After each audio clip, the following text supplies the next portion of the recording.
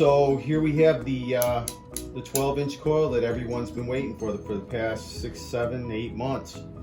I'd just like to say first off that I'm very impressed with the performance of this coil. I've been testing it for over a week and a half now, but we'll get to that later. Right now, let's talk about the differences between the new 12-inch and the stock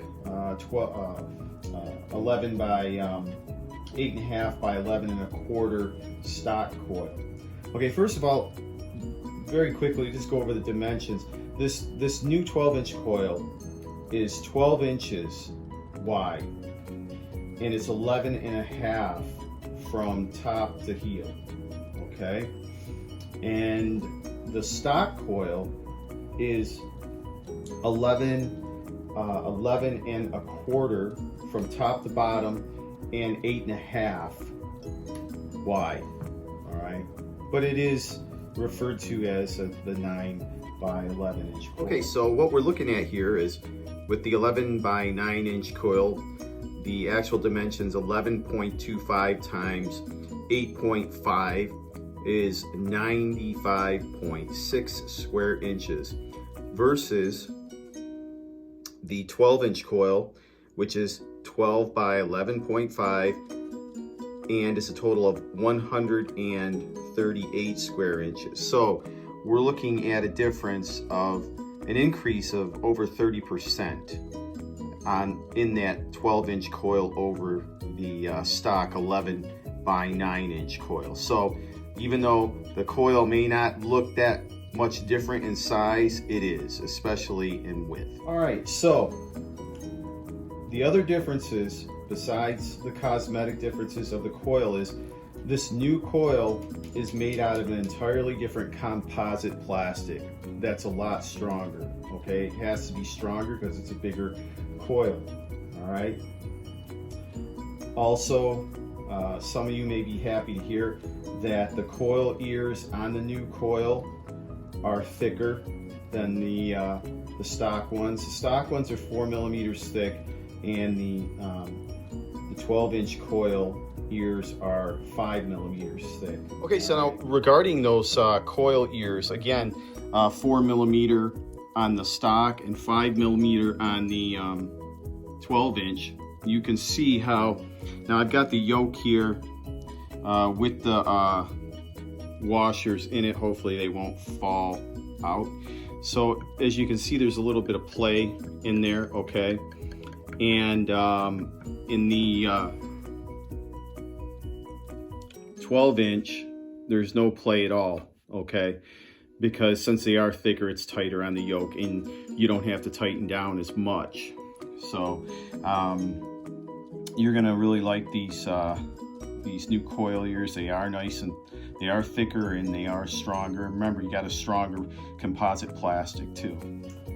Now, the only difference in this coil cosmetically from this is a prototype, in case I didn't mention, but the only difference between this prototype and the production model is going to be, it's going to have the TARSACCI logo on it like the stock one does. Okay.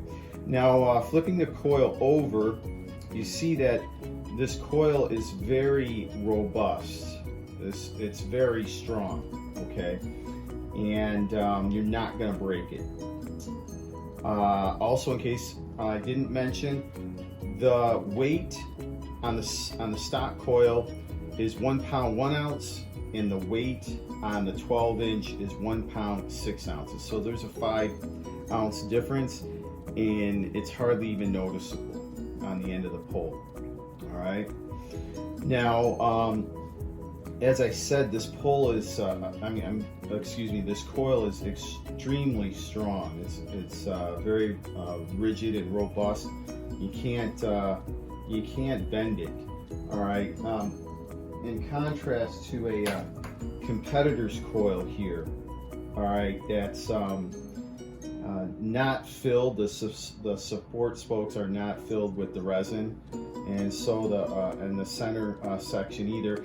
And I get that the manufacturer's saving on weight that way, maybe a few cents in resin, But however, this coil, you can literally, you know, bend it with your hands, okay?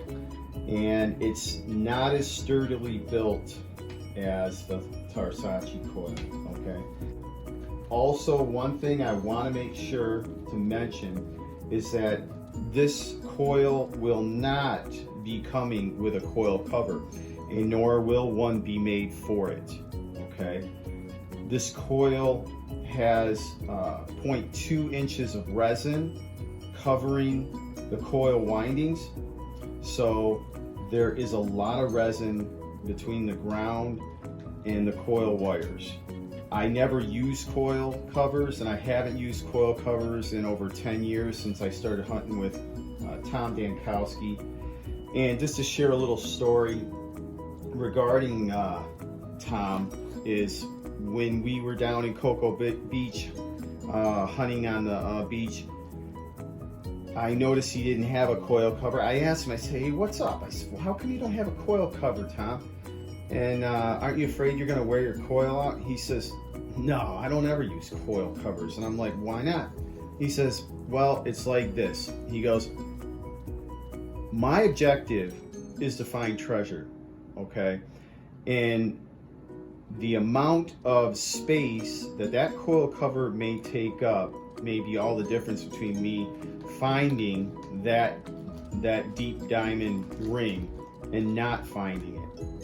And also, he had made me aware of the fact that the resin that most manufacturers use on these coils is very tough.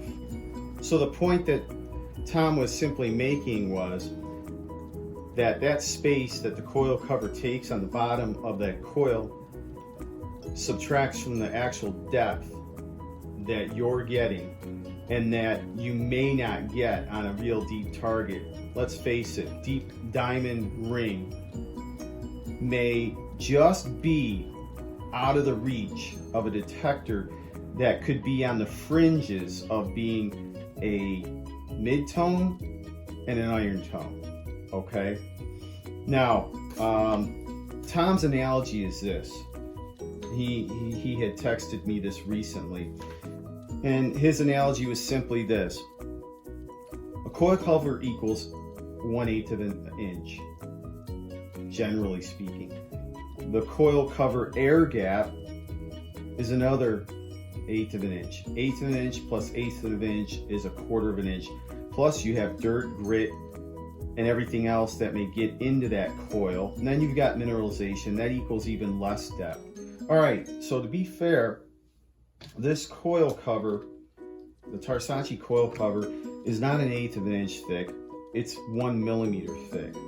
However, when you put it on the coil, okay, Tom is right. There is an air gap, and you can easily see that flexing, that cover flexing against the surface, the inside surface of the coil.